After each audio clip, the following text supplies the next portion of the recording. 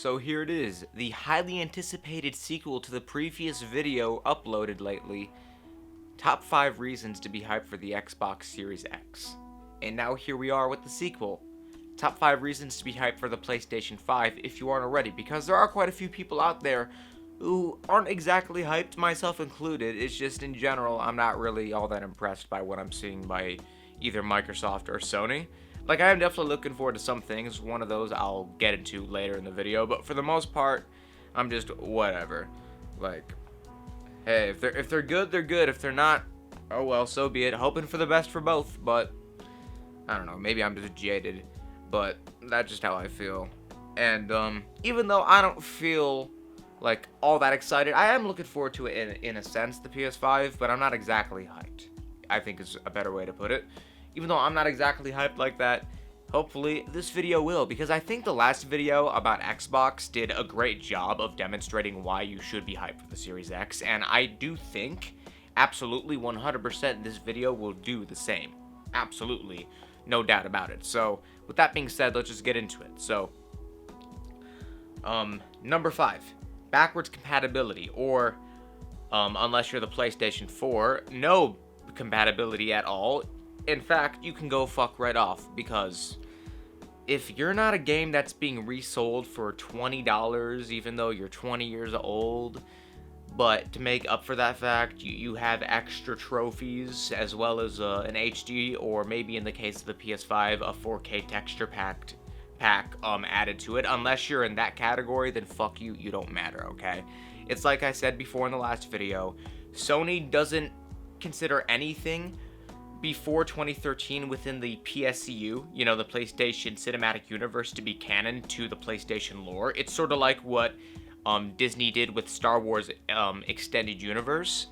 You know, it's just, they let the past die like Kylo Ren. They killed it, they buried it, and they're gone from it. It's the reason why, with the PlayStation 4, the slogan was greatness awaits, because they were waiting that greatness. They finally got away from the past, and we're living in the present and looking towards the future.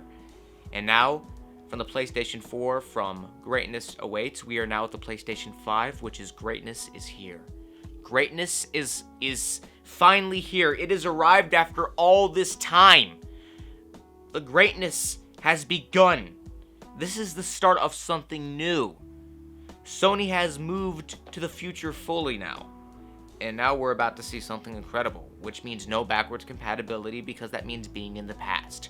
While Microsoft is cucking themselves by putting all of their exclusives on PC and letting the PC overlords fuck their exclusives better with their much bigger dick energy than Xbox's small dick energy, you have PlayStation, who is the ultimate Giga Chad, who is straight up fucking their own bitches like the pimp they are, or he is, whatever PlayStation is.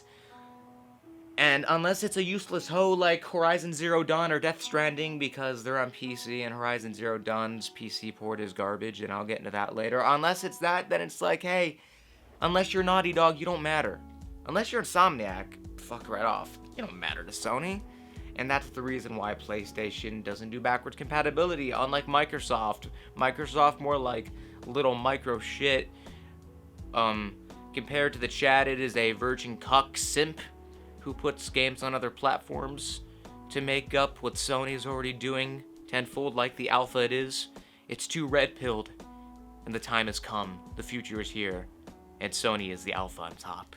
Sorry, Microsoft, but you are a beta, and nothing will ever change that. Anyways, moving on to number 4. Like I said before, I said I would mention this, bad PC ports. I think this is a great thing, because you see, by having Horizon Zero Dawn being a shit PC port, what the hell was that? A shit PC port? By having it be a bad PC port, it entices the people on PC who had a bad experience to instead buy a PS4 or maybe a PS5 and play the game that way. Why get a shit experience by having it on PC when you can get it on PS4 or, again, PS5 and have a good experience? Just spend $400. It's not hard. Just save your money. You don't have the money because you're not making enough from your job? Get another job then. It's not hard, guys. God, just work harder. You can't handle it? Okay. Well, learn to handle it then. See, guys, it's not difficult. That's literally all it takes. And you know what? Furthermore, I think that in order to really capitalize on PC ports, specifically bad ones, what Sony should really do is pull a Microsoft and create their own store. Have it be the Sony Gamer Store, where like you think that you'd see where all the games are right here in front. No, it turns out you actually gotta click this button here, and then you gotta click down here, and then you gotta scroll this way, and that's where the games are located. You know, it's hard to tell. Like I said, they want to keep things interesting. There's got to be a bit of randomness in there. You know, it's what I was saying about the UIs on Xbox One and Series X in the last video. So personally, I see nothing wrong with it. I think this is an amazing marketing strategy, and anyone who disagrees with this marketing strategy, I think that they're just an armchair corporate. No, not corporate. An armchair businessman who doesn't really understand what they're talking about, and this is something that will only be good for gaming. So moving on, number 3, and that is censorship. I really appreciate how Sony is very anti-censorship, okay? That's perfectly fine, that's in the right, but when it comes to Naughty Dog, you can show all the uncomfortable sex scenes you want. Unless your shit is extremely thought-provoking and deep and hardcore and mature, then sexiness is not allowed, sorry. Number 2, the exclusivity, or more specifically, the timed exclusivity, such as Modern Warfare being segregated from other platforms for an entire year. Or, better yet, having Spider-Man be something that's permanent on PlayStation 4, but the Xbox and PC version, and being something the Xbox and PC version of the games can't get. I really appreciate that a lot, guys. That's excellent.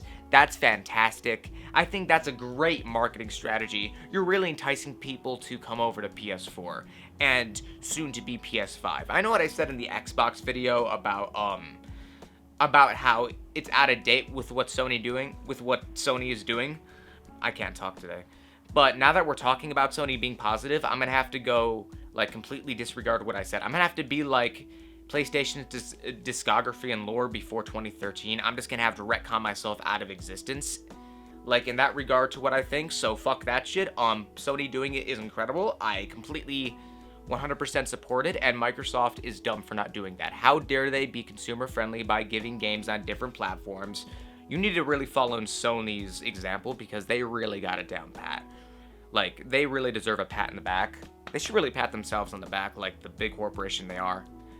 I really respect them a lot. I really respect corporations. And then finally, number 1, Spider-Man Miles Morales. Excuse me. It's a new Spider-Man game made by Insomniac for PS5 as the launch title. What the fuck is there to say? And there you go. That's the video. I hope you enjoyed that. I hope you understand where I'm coming from. And hopefully, if you weren't hyped... if you weren't hyped before, you'll be hyped now. I said that without flubbing it. Excellent. I'm just fucking it all up today. But there you go. That's the video. Hope you enjoyed it. If so, then make sure to leave a like, leave a comment, subscribe for future content coming soon, turn on all notifications, and actually, there is one last thing I want to say. It was just nice doing some new top 5 videos again, because for a while now I've been out of ideas. I haven't done one since mid-May of this year, so it's been 3.5 months. It's been a hot minute, so just finally being able to do the series again and having a ton of ideas, not just these 2, is awesome. And I'm excited to do more with the series again, because it's nice just having more content to work with. But that's all I have to say. I'm out. Later.